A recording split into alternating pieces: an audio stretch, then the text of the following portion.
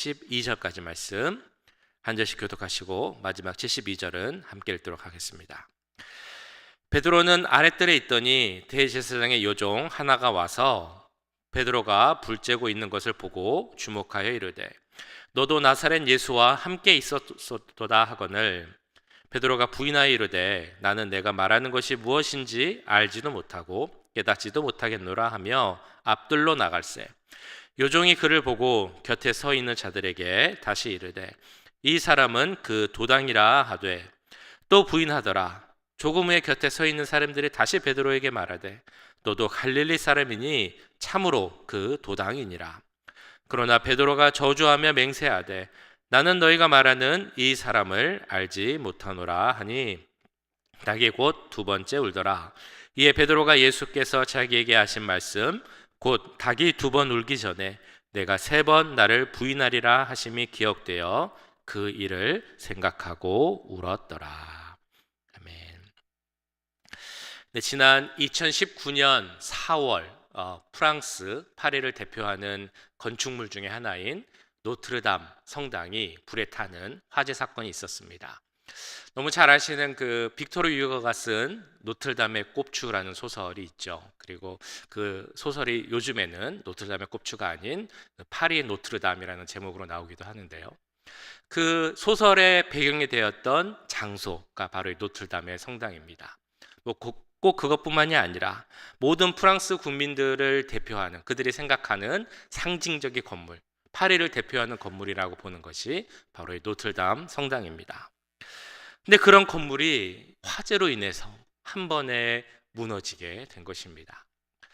그때 뉴스를 보신 분들 혹시 기억하실지 모르겠습니다만 그 노트르담 성당이 불타고 있을 때 정말 많은 그 파리 시민들이 나와서 아무 말 없이 그 불타는 성당을 바라보았습니다. 어떤 사람들은 그걸 보면서 눈물을 흘리기도 하고 또 한편에서 어떤 사람들은 그 슬픈 찬송, 성가를 부르면서 그 불타는 성당을 바라보기도 했습니다.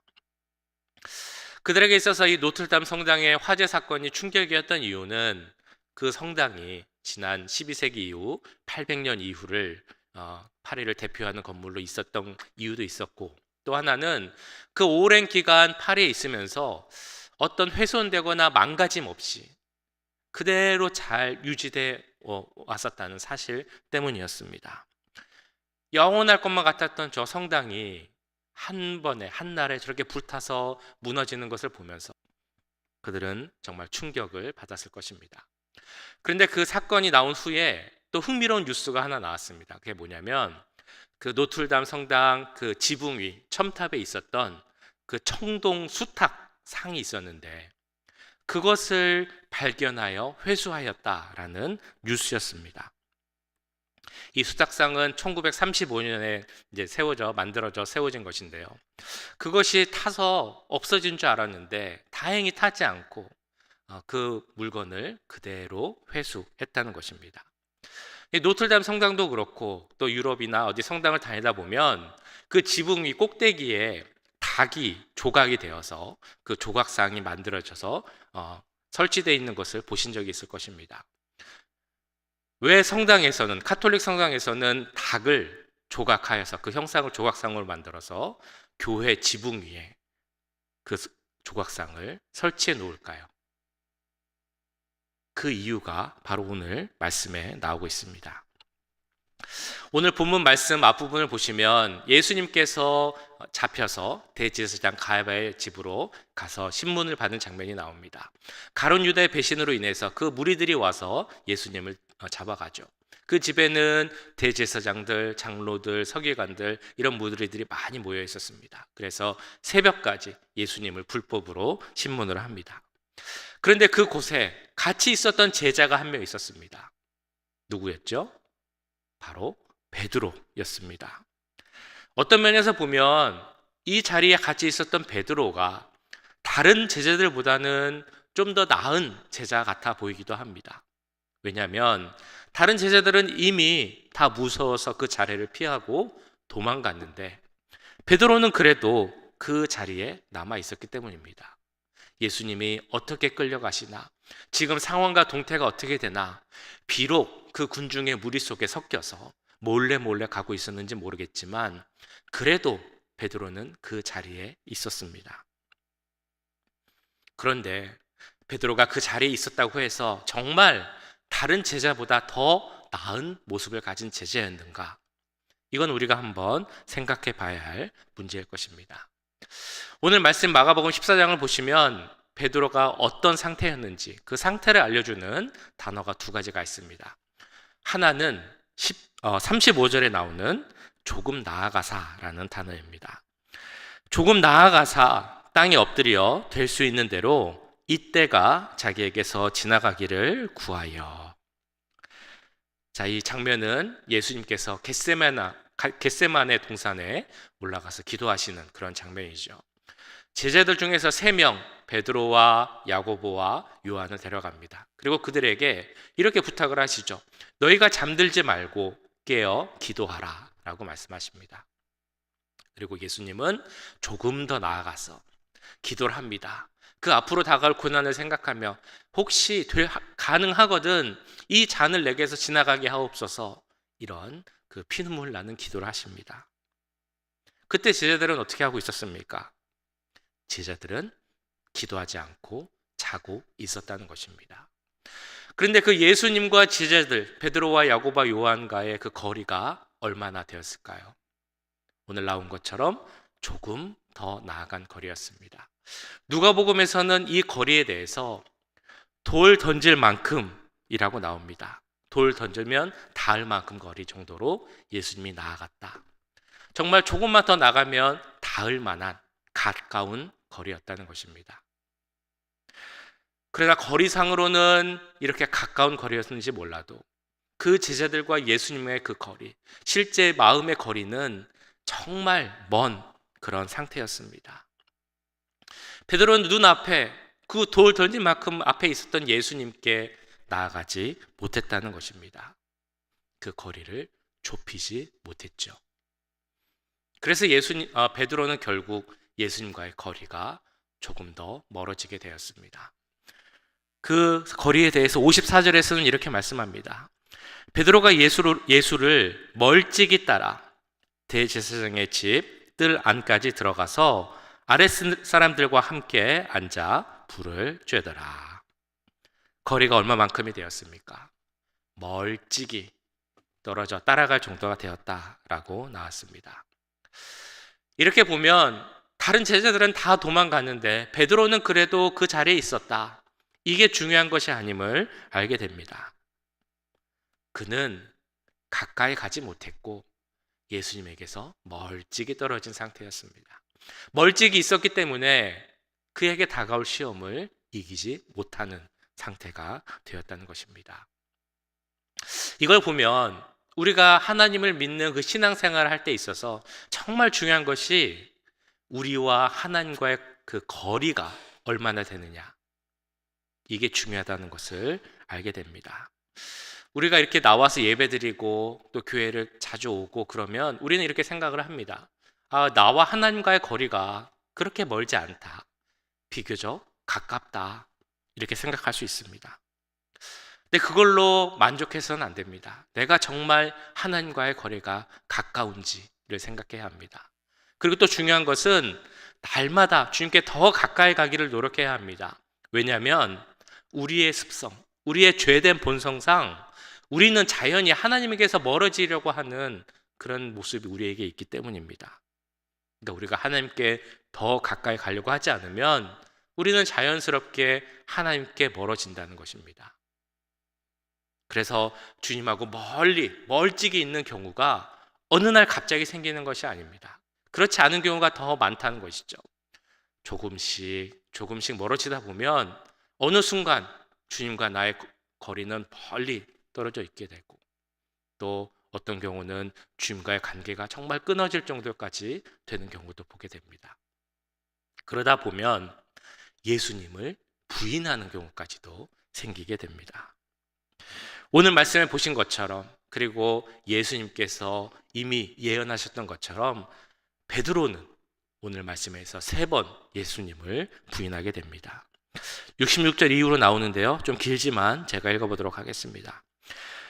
베드로는 아랫뜰에 있더니 대제사장의 여종 하나가 와서 베드로가 불 쬐고 있는 것을 보고 주목하여 이르되 너도 나사렛 예수와 함께 있었도다 하거늘 베드로가 부인하여 이르되 나는 내가 말하는 것이 무엇인지 알지도 못하고 깨닫지도 못하겠노라 하며 앞둘러 나갈새 여종이 그를 보고 곁에 서 있는 자들에게 다시 이르되 이 사람은 그 도당이라 하되 또 부인하더라. 조금 후에 곁에 서 있는 사람들이 다시 베드로에게 말하되 너도 갈릴리 사람이니 참으로 그 도당이니라. 그러나 베드로가 저주하며 맹세하되 나는 너희가 말하는 이 사람을 알지 못하노라 하니. 처음 여종이 말했습니다. 너가 예수님과 함께 다니던 그 나사렛 예수와 함께 있지 않았느냐라고 했을 때 처음 한번 부인을 합니다.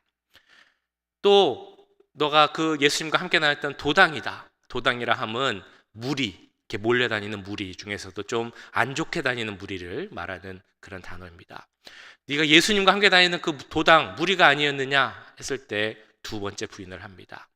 또 다른 사람들이 너가 나사렛 사람으로 그 도당이 분명하다라고 하니까 세 번째에는 저주하며 맹세하되 내가 결코 그렇지 않다라고 부인을 하게 됩니다. 그 후에 베드로에게 어떤 일이 생깁니까? 닭이 곧 두 번째 울더라. 이에 베드로가 예수께서 제게 하신 말씀 곧 닭이 두 번 울기 전에 내가 세 번 나를 부인하리라 하심이 기억되어 그 일을 생각하고 울었더라. 베드로는 그 닭 소리를 듣고 울게 되었습니다. 베드로에게 있어 이 닭 소리는 그 영혼을 울리고 깨워주는 일종의 알람이었을 것입니다. 자, 그런데 베드로는 왜 울었을까요? 그 자리가 편하지 않은 자리일 수도 있지만 그러면 그 자리를 그냥 박차고 일어나서 도망치거나 아니면 그 사람들이 하는 말을 무시하고 모르는 척, 못 들은 척 그냥 그렇게 하고 넘어갈 수도 있는데 왜 베드로는 그 자리에서 울 수밖에 없었을까요? 베드로가 울 수밖에 없었던 이유는 바로 자기 자신의 실제 모습을 보았기 때문입니다. 약하디 약한 정말 아무것도 아닌 자신의 모습을 스스로 자각하고 깨달았기 때문에 그 자신의 모습을 보면서 그는 울 수밖에 없었던 것입니다. 앞선 27절을 보시면 예수님께서 제자들에게 이렇게 말씀을 하십니다. 너희들이 다 나를 배신하고 떠나갈 것이다. 그에 대해 그렇지 않습니다 라고 당당하게 말하는 베드로의 모습이 있습니다. 예수께서 제자들에게 이르시되 너희가 다 나를 버리리라. 이는 기록된 바 내가 목자를 치리니 양들이 흩어지리라 하였음이니라. 그러나 내가 살아난 후에 너희보다 먼저 갈릴리로 가리라. 베드로가 여짜오되 다 버릴지라도 나는 그리하지 않겠나이다. 예수께서 이르시되 내가 진실로 내게 이르노니 오늘 이 밤 닭이 두 번 울기 전에 내가 세 번 나를 부인하리라. 베드로가 힘있게 말하되 내가 주와 함께 죽을지언정 주를 부인하지 않겠나이다 하고 모든 제자도 이와 같이 말하니라. 베드로는 나름 충격을 받은 것 같았습니다. 내가 예수님을 이렇게 따르고 있는데 그 예수님이 네가 나를 부인할 것이다, 배신할 것이다 라고 말하니까요. 그래서 힘있게 대답합니다. 내가 죽을지언정 예수님을 부인할 일은 절대 없을 것입니다. 우리가 알고 있는 베드로의 성격, 그 성품을 생각해 보면 아마 이렇게 말했을 것 같습니다. 목에 막 핏대를 세우고 눈을 크게 동그랗게 뜨고 주님 어떻게 그런 말씀을 하십니까? 그런 일은 절대 없습니다. 나는 절대 예수님을 배신하지 않을 것입니다. 라고 이야기했을 것입니다. 베드로의 이 말은 어떤 마음에서 나온 말이었을까요? 주님한테 잘 보이기 위해서? 신임을 얻기 위해서 하는 말이었을까요? 혹은 지금 이 상황을 모면하기 위해서 그냥 하는 일종의 거짓말이었을까요? 그렇지 않았을 것입니다. 베드로는 진심으로 예수님을 배신하지 않을 것이다 라고 생각했을 것이고 진심으로 자신이 그렇게 할 수 있을 거라고 생각을 하고 그 말을 했을 것입니다. 그런데 베드로는 어떻게 했습니까? 예수님의 말씀대로 세 번 예수님을 부인합니다. 우리 사람들은 어려운 상황을 닥칠 때, 특별히 극한 상황에 이르게 되면 자신의 본 모습을 나타낸다라고 합니다. 베드로가 그런 상황이었습니다. 비록 그 베드로의 정체를 물어보는 사람은 대제사장의 요종, 작은 요종 하나였을지 모르지만 자신의 신분이 드러나게 되면 자신이 어떠한 위험을 당할지, 어떤 고난을 당할지 모르는 상황이었습니다. 그런 극한 상황에서 자신을 보호하기 위해서 나온 말이 예수님을 모른다라는 부인의 말이었다는 것입니다. 그런 자신의 모습을 알게 되니까, 내가 얼마나 연약한 사람인지, 내가 얼마나 교만했는지를 알게 되니까 그는 울 수밖에 없었던 것입니다. 사랑하는 예수님을 3번이나 부인하는 자신의 모습을 보니까 베드로는 통곡할 수밖에 없었던 것입니다.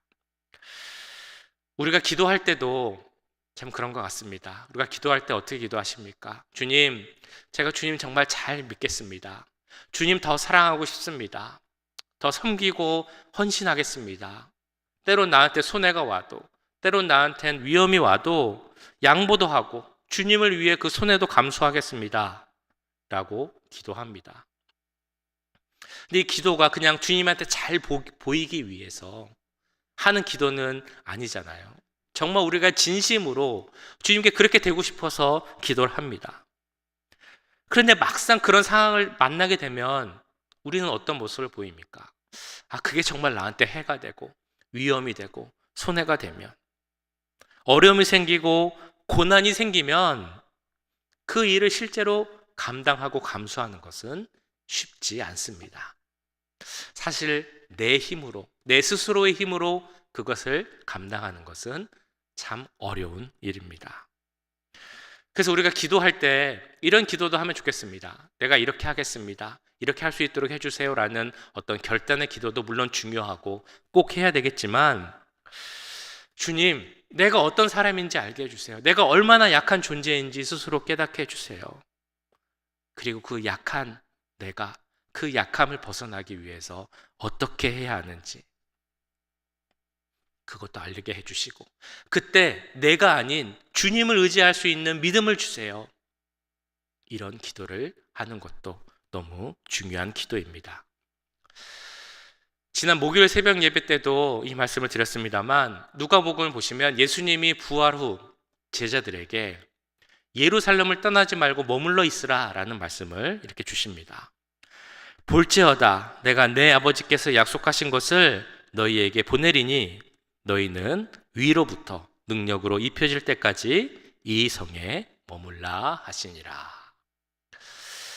예수님께서 제자들에게 그 예루살렘을 떠나지 말고 그대로 있으라 라고 말합니다. 그 이유는 궁극적으로 그들이 성령을 체험하고 성령 충만함을 받아야 그 제자로서의 사명을 잘 감당할 수 있기 때문에 성령을 받을 때까지 있으라라는 의미입니다. 그런데 동시에 예수님께서 그들에게 예루살렘에 있으라고 했던 이유는 그들 자신의 약함을 돌아보고 알아야 했기 때문입니다. 예루살렘은 그들에게 어떤 장소였겠습니까? 예수님에게는 채찍질을 당하고 또 모욕과 수치를 당하고 죽임을 당한 그런 장소였습니다. 제자들에게는 그 예루살렘은 그들이 예수님을 배신하고 버리고 도망갔던 그런 장소였습니다. 베드로에게는 예수님을 3번 부인한 장소가 되었고, 마가에게는 그 옷 이불이 벗겨져서 알몸으로라도 도망쳐야 했던 그 장소가 바로 예루살렘이었습니다. 다시 떠올리고 싶지 않은 그런 부끄러움과 상처가 있는 곳이 바로 그곳, 다시 가고 싶지 않은 그곳이었을 수도 있습니다.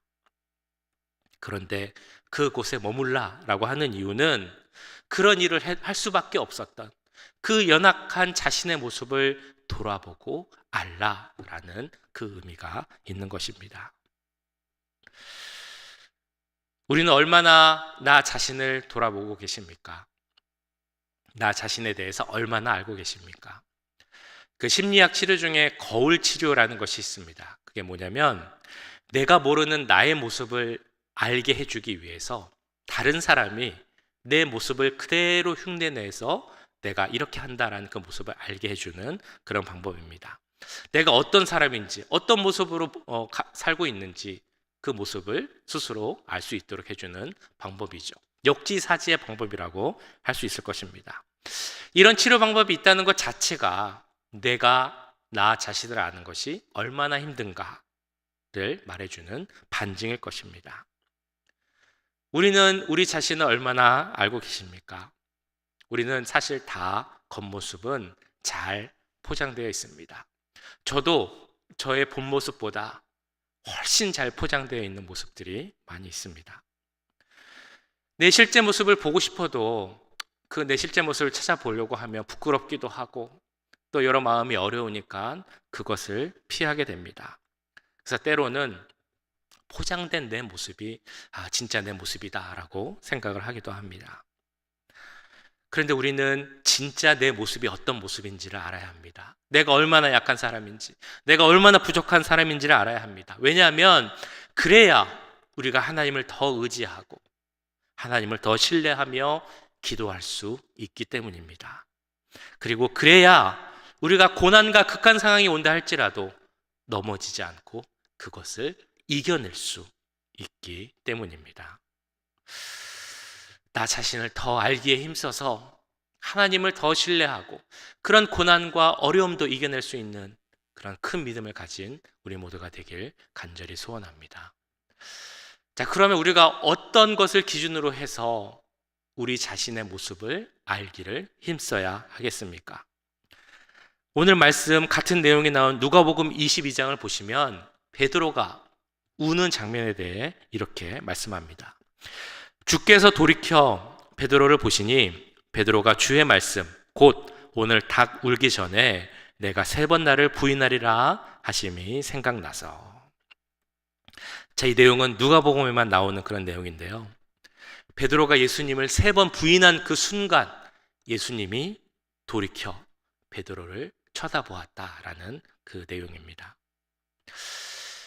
나를 3번 부인하는 그 사랑하는 제자의 음성을 듣고 고개를 돌이켜서 이렇게 그 제자 베드로를 바라보는 예수님의 시선, 그 시선은 어떤 시선이었을까요?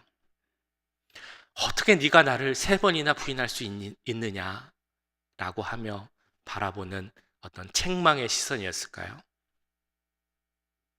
그렇지 않았을 것입니다. 아마 그때 예수님의 시선은 자비와 긍휼과 사랑이 담긴 그런 시선이었을 것입니다. 비록 나를 배신하고 약해서 넘어질 수밖에 없지만 그런 제자도 주님은 사랑의 눈으로 바라봐 주셨을 것입니다.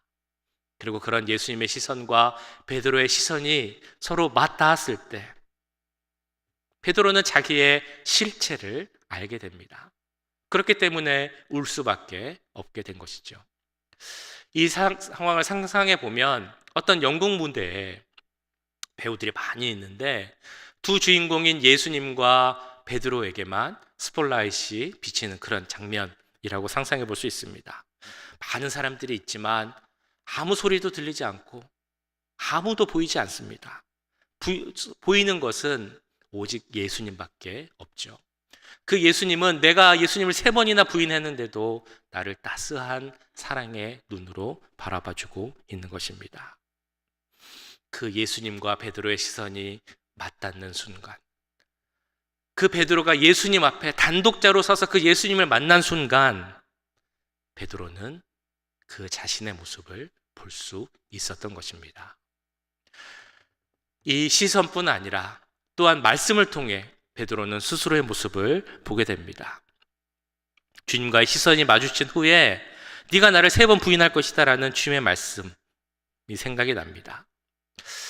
베드로가 그것을 깨달은 것은 닭 울음소리가 들린 후였습니다. 그러니까 닭 울음소리가 사실 중요한 역할을 했습니다. 이 닭 울음소리처럼 하나님께서는 여러 방법, 여러 소리, 여러 환경을 통해서 우리에게 주시는 하나님의 경고를 깨닫게 하십니다. 그래서 처음에 말씀드렸던 것처럼 카톨릭 교회에서 그 성당의 지붕에 닭 형상을 만들어 놓는 이유도 이런 내용과 서로 연결이 됩니다. 그런데 여기서 중요한 것은 하나님이 어떤 방법을 통해서 우리에게 경고를 주시느냐, 이것이 중요한 것이 아니라 그 경고를 통해 깨닫게 하시는 하나님의 말씀이 더 중요한 것입니다.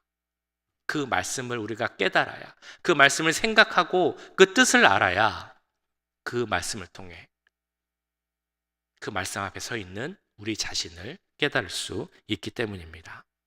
그래서 요한복음 14장 26절에서는 이렇게 말씀합니다. 보혜사 곧 아버지께서 내 이름으로 보내실 성령, 그가 너희에게 모든 것을 가르치고 내가 너희에게 말한 모든 것을 생각나게 하리라.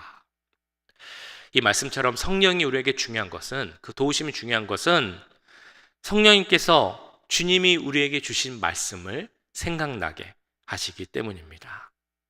그러니까 우리는 주님의 말씀을 기억하고 그 말씀 앞에 선 내 모습이 어떤가를 알아가는 것이 너무나 중요합니다. 그래서 주님 앞에 서는 내 모습, 그 말씀 앞에 선 내 모습, 이 모습을 통해 우리의 참 모습을 알게 됩니다.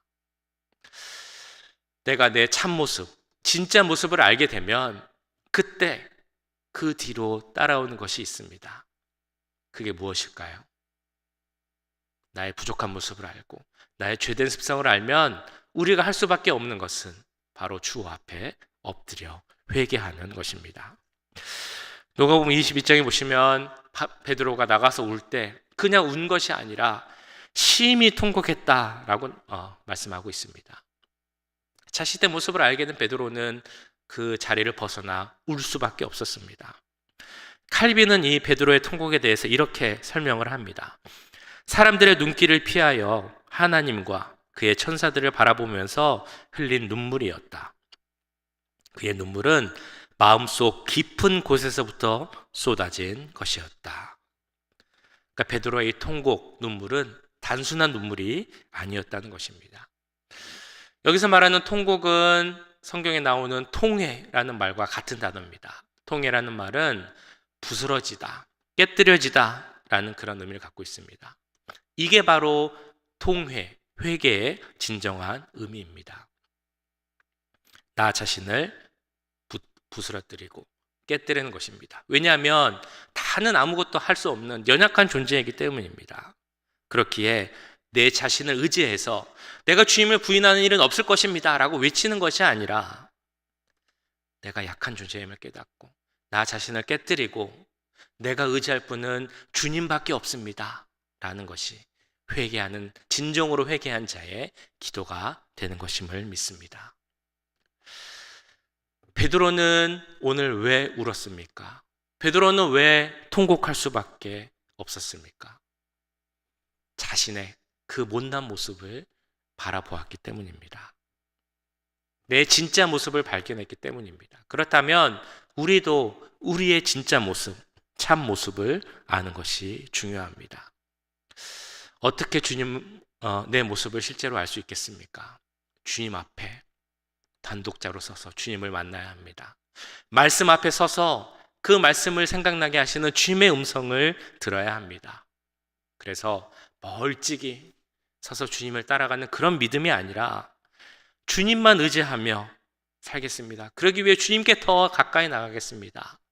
이렇게 결단하고 기도하는 그 귀한 믿음이 우리 가운데 가득 넘치기를 주님의 이름으로 간절히 축원합니다. 이 시간 함께 기도하기 원합니다. 우리 기도하실 때 주님 앞에 설 때, 말씀 앞에 설 때 내가 어떤 모습인지 알기 원합니다. 주님, 내가 얼마나 연약한 존재인지, 부족한 존재인지, 죄인의 모습인지 나의 모습을 정말 잘 깨닫게 하시고 나를 의지하는 교만에서 벗어나 하나님만 의지하고 하나님께 더 나아가기를 힘쓰는 우리 모두가 되게 하여 주옵소서. 이런 기도 제목으로 함께 기도하겠습니다. 사랑의 주님, 이 시간 오늘 말씀을 기억하며 기도합니다. 아버지, 오늘 베드로는 예수님을 3번 부인하고 그런 자신의 모습을 돌아보며 울며 심히 통곡하였다고 말씀하고 있습니다. 주여, 우리도 우리의 모습을 돌아볼 때 우리가 얼마나 연약한 존재인지 알게 됩니다. 그러나 주님, 내 자신의 모습을 돌아보려고 하기보다 포장된 나의 모습을 돌아보고 내가 지금 주님과 충분히 가까이 잘 있다라고 생각하는 것이 우리의 본 모습입니다. 주여 이제는 그런 모습을 버리게 하시고 내 실제 모습을 바라볼 수 있게 하여 주옵소서. 얼마나 연약하고 부족한 존재인지를 알게 하여 주옵소서. 그걸 알기 위해 우리에게 주님 지혜를 주시고 믿음을 주시기 원합니다. 주님 앞에 설 수 있는 지혜를 주시옵소서. 말씀 앞에 설 수 있는 지혜를 주시옵소서. 성령의 도우심으로 그 말씀이 생각나게 하시고 그 말씀 앞에 설 때 우리의 모습이 어떤 모습인지 깨달을 수 있도록 주님 도우시고 역사해 주시옵소서. 하나님 이 자리에 계신 모든 분들이 기도할 때 나 자신을 의지하여 교만하여 내가 무엇을 하겠습니다 라는 그런 기도가 뿐만이 아니라 하나님만은 바라보겠습니다, 하나님만 의지하겠습니다, 하나님께 더 나아가기를 힘쓰겠습니다 라는 기도하는 우리가 되게 하여 주시옵소서. 우리가 이렇게 습관적으로 생활을 하다 보면 나도 모르게 주님께 멀찍이 떨어질 때가 있음을 깨닫게 해 주옵소서. 그러다 주님을 더 멀어지고 또한 우리의 관계가 끊어질 수 있고 주님을 부인하는 일까지 생길 수 있다는 것을 깨닫게 해 주옵소서. 주님께 더 나아가기를 힘쓴 우리들이 되게 하시고 아버지를 더 알기 힘쓴 우리들이 될 수 있도록 주님 도와주시옵소서. 아버지, 나를 더 알고 나를 함께 하시는 하나님을 더 알아가는 우리가 되기 원합니다. 주님, 나 자신을 알기에 진정으로 회개하는 우리들이 되기 원합니다. 나 자신을 부서뜨리고 깨뜨리고 내 안을 주님으로 채울 수 있게 해주시옵소서. 주님으로 채울 수 있는 우리가 되게 해주시옵소서. 성령으로 채울 수 있는 우리가 될 수 있도록 주님 도와주시옵소서. 아버지 함께 해주셔서 주님 하나님만 바라보게 하시고 하나님만 의지한 우리들이 될 수 있도록 인도하시고 함께하여 주시옵소서. 내가 주인 삼은 찬양 우리 한 번 더 하도록 하겠습니다.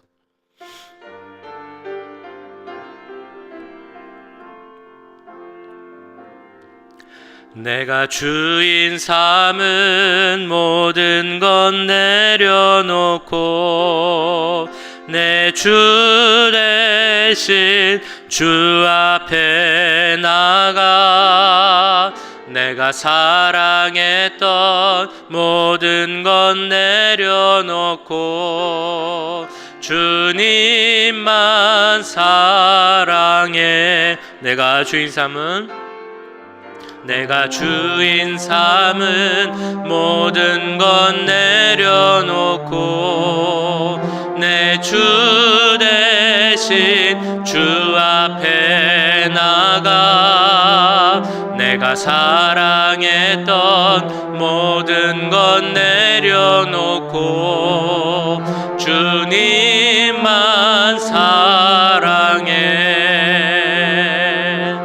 주 사랑 거친 풍랑에도 깊은 바다처럼 나를 잠잠케 해. 주 사랑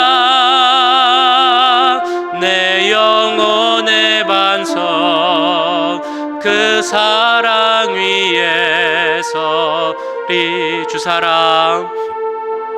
주 사랑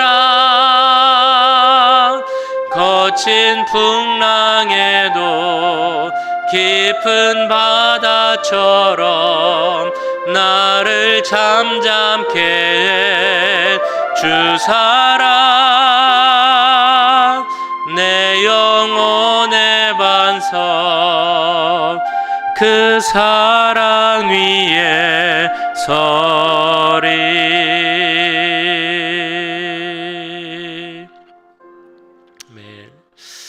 이 시간에는 우리 교회 여러 환우들 위해서, 약한 분들 위해서 함께 기도하겠습니다. 몸에 연약한 분들로 인하여서, 몸의 약함으로 인하여서 병원에 계시고 치료받고 계신 분들, 또 연로하신 우리 어르신 분들 주님 함께 해주시고 약할 때 강함 되시는 그 주님의 은혜를 체험하게 하여 주옵소서. 이 땅에서 맡겨진 사명을 감당하기에 부족함 없도록 영육간의 강건함을 허락하여 주옵소서. 같이 기도하겠습니다. 우리 양로병원에 계신 분들 주님 기억하여 주시고, 마음이 연약한 분들도 기억하여 주시고, 여러 어려운 문제로 인해서 기도하는 분들 주님 기억하여 주시고 그 문제에 응답하여 주옵소서. 함께 기도하겠습니다. 사랑의 주님, 우리 연약한 분들을 위해 기도합니다. 아버지, 우리 양로병원에 계신 분들 몸이 연약하여져서 정말 밖으로 나오지 못하시는 분들이 있습니다. 치료하고 있는 분들이 있습니다. 입원하신 분들이 계십니다. 하나님, 교회 오고 싶어도 교회 오지 못하는 분들이 있습니다. 주님 기억하여 주시옵소서. 마음이 연약한 분들이 있습니다. 슬피 울며 기도하는 분들이 있습니다. 아버지, 한 분 한 분의 연약함, 그 모든 상황을 아실 줄 믿사오니 주님 기억하여 주시옵소서. 주여, 주여 은혜를 내려 주시옵소서. 그 손으로 어루만져 주시옵소서. 치유하여 주시고 회복하게 하여 주시옵소서. 믿음의 문제로 어려운 분들이 있습니까? 주님, 그 믿음이 회복할 수 있도록 주님 도와주시옵소서. 주님 앞에 서게 하여 주시옵소서. 말씀 앞에 서게 하여 주시옵소서. 그 믿음이 회복될 수 있는 은혜를 허락하여 주시옵소서. 주님 도와주시옵소서. 여러 어려움으로 기도하고 있는 분들이 있습니다. 경제적 문제로, 또한 여러 상황의 문제로, 관계 문제로, 가정의 문제로, 신분의 문제로 정말 매일같이 기도하는 분들도 있을 텐데 주님, 그 기도를 들어주시옵소서. 응답하여 주시옵소서. 하나님의 일하심을 바라볼 수 있는 그런 기도가 되게 하여 주시옵소서. 아버지, 은혜 가운데 우리 모든 어려움을 회복될 줄 믿습니다. 하나님 함께 해주시고, 나의 뜻으로 구하는 것이 아니라, 나의 힘으로 구하는 것이 아니라 하나님의 도우심을 구하게 하시고 하나님의 힘을 구할 수 있는 우리들이 되게 하여 주시옵소서.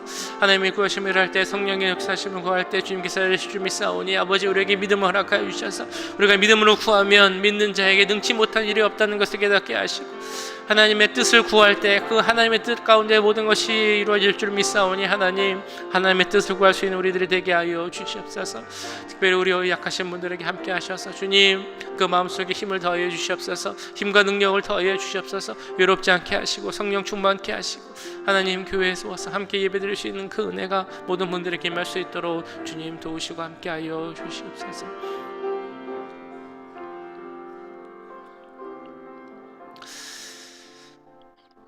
네, 우리 교회를 위해서 또 여러 사역을 위해서 함께 기도하겠습니다. 교회 가운데 함께 하시고 하나님이 주인이 되시는, 우리 머리 되시는 예수 그리스도만 바라보는 교회가 되게 하여 주옵소서.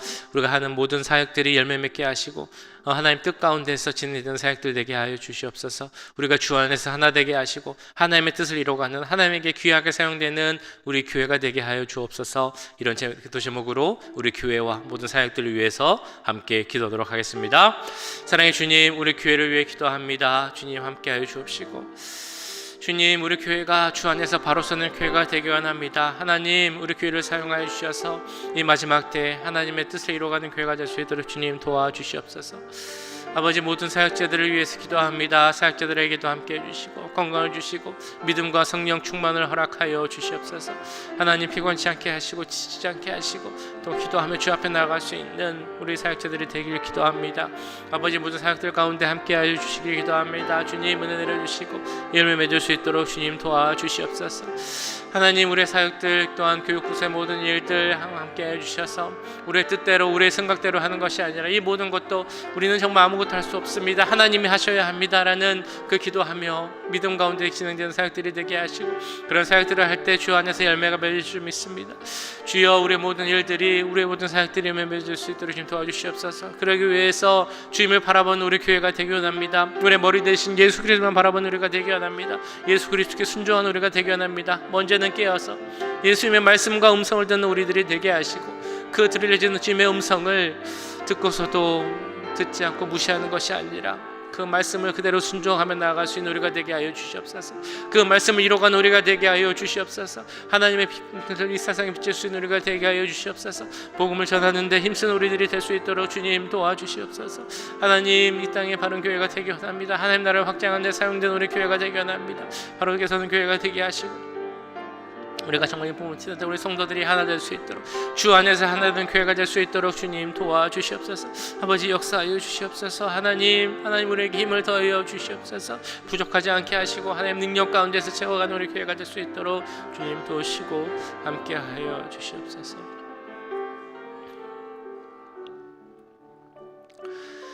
네, 우리 마지막으로 내일 주일 예배를 위해서 함께 기도하겠습니다. 우리 찬양팀, 성가대, 우리 기도하시는 집사님, 또 특송하시는 집사님 기억하여 주시고 특별히 우리 말씀을 전하시는 목사님에게 함께 해주시고 능력을 다해 주셔서 정말 우리가 우리를 돌아보고 하나님을 더 바라볼 수 있는 귀한 하나님의 음성을 전할 수 있도록 주님, 우리 목사님을 사용하여 주옵소서. 이렇게 기도하겠습니다. 우리 교육부서 예배 가운데도 함께 하시고 우리 히스패닉 처치의 예배 가운데도 함께 하셔서 이 자리에서 드리는 모든 예배가 하나님 기뻐 받으시는 하나님 은혜가 충만한 예배 되게 해달라고 우리 내일 예배를 위해서 함께 기도하겠습니다. 사랑의 주님, 이 시간 우리 예배를 위해 기도합니다. 내일 예배 가운데 함께 해주시고 기름 부어 주시옵소서. 하나님, 이 자리에 함께하여 주옵소서. 하나님의 그 십자가, 예수 그리스도의 십자가 보혈에 덮어지는 예배가 되길 기도합니다. 하나님의 거룩한 임재가 바라보는 예배가 되길 기도합니다. 성령으로 충만하게 되는 예배가 되길 기도합니다. 아버지, 주여 이 자리를 덮어주시고 내로 함께하여 주시옵소서. 우리 찬양팀에게 함께 해주시길 기도합니다. 성가대에게 함께 해주시길 기도합니다. 우리 기도하시는 정지용 집사님에게 함께 해주옵소서. 헌금송을 하시는 김성봉 집사님에게 함께 하여 주시옵소서. 주여 특별히 말씀드리는 목사님에게 함께 해주시고 능력을 더해 주시고 하나님, 그 입술을 통해 전해지는 말씀이 우리의 심령을 깨뜨리는 기회가 해주시옵소서. 정말 우리의 모습을 바라보고 정말 주님께 엎드릴 수밖에 없는 우리의 깨달을 수 있는 말씀이 되게 하여 주시옵소서.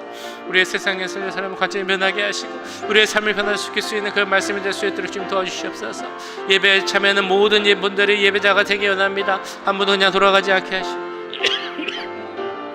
하나님, 은혜 가운데 그 은혜를 체험하고 성령 충만에 들어갈 수 있는 시간 될 수 있도록 주님 도와주시옵소서. 주여, 주여 이 자리에 기름 부어주시기 원합니다. 주님, 십자가 불러 덮어주셔서 주여 이 교육부 예배 가운데도 함께 하시고 스팽처치 예배 가운데도 함께 해주시고 하나님, 이 자리에서 드리는 모든 예배가 주여 하나님 기뻐 받으신 예배가 되게 해주시옵소서. 모든 자들이 신전 예배자가 되게 해주시옵소서. 주여 이 세상에 드리는 그 은혜가 흘러넘치는 예배가 되게 해주시옵소서. 우리 예배가 정말 높은 곳에서 낮은 곳을 흐르는 것처럼 그 은혜가 우리를 통하여서 이 지역에 또 우리가 있는 그 자리에 우리 가정에 어디 있는가 은혜가 흘러넘칠 수 있도록 주님 도와주시고 특별히 우리 이 땅에 오신, 우리를 위해 이 땅에 오신, 우리를 구원하기 위해 오신 예수 그리스도의 십자가 보혈의 능력이 정말 차고 넘칠 수 있도록 충만해질 수 있도록 주님 역사하여 주시옵소서. 특별히 사순절개간 가운데 십자가 보혈의 능력 가운데 거하기를 우리들이 대견합니다. 십자가를 바라보는 우리들 되게 하시고 그 고난을 바라보는 우리들에게 하시고 그것을 기억하고 말씀 가운데 또한 기도함 가운데 주여 설 수 있는 우리들이 될 수 있도록 주님 도와주시옵소서. 이 기간을 통하여서 하나님 더 만나는 우리들이 되게 하시옵소서. 하나님께 가까이 가기를 힘쓰는 우리들이 될 수 있도록 주님 역사하여 주시옵소서. 주여 이 시간을 통한 후에는 하나님께 더 나아간 우리가 되게 하시고 정말 내가 하나님과 가까워졌다라는 것을 깨닫고 고백할 수 있는 시간이 될 수 있도록 주님 역사하여 주시옵소서.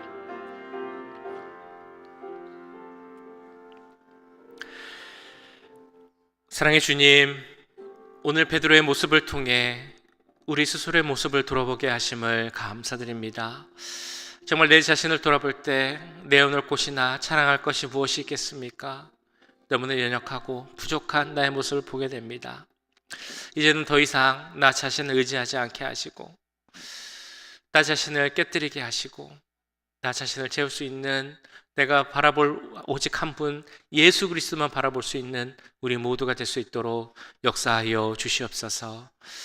이 사순절 기간 주님께 더 가까이 가기를 힘쓰는 우리들이 되기 원합니다. 주님을 더 알기 원하는 우리들이 되게 하시고 더 가까이 가는 우리들이 되게 하시고 그 주님 앞에 단독자로 섰을 때 내가 얼마나 부족한 존재인지 하나님을 의지할 수밖에 없는 존재인지 깨닫게 하셔서 이 시간 우리의 믿음이 더욱 굳건해질 수 있도록 주님 은혜 내려 주시옵소서. 우리 내일 예배를 위해서 또한 기도합니다. 예배 가운데도 함께 해주시고 기름 부어주셔서 은혜 넘치는 예배 될 수 있도록 성령 충만한 예배 될 수 있도록 주님 역사하여 주시옵소서. 예배를 준비하는 모든 분들에게 함께 하시고 말씀을 전하시는 목사님에게도 함께 하셔서 주님 그 말씀을 통하여서 우리가 깨닫고 변화하는 그 하나님의 음성을 듣는 시간 되도록 주님 함께하여 주시옵소서. 연약한 분들에게도 함께 하시길 기도합니다. 한 분 한 분 기억하여 주시고 육체적으로 또한 마음적으로 영적으로 어려운 분들 그 기도 제목 아실 줄 믿사오니 주님께서 응답하여 주셔서 모든 어려움들이 은혜 가운데 해결될 수 있도록 함께하여 주시옵소서. 오늘 하루의 삶도 기억하여 주시고 내일 주일 예배를 준비하며 주님께 더 나가기를 힘쓰는 귀한 하루 될 수 있도록 역사하여 주시옵소서. 지금은 우리 주 예수 그리스도의 은혜와 하나님 아버지의 무한하신 사랑하심과 성령 하나님의 감화 감동 역사 교통하심이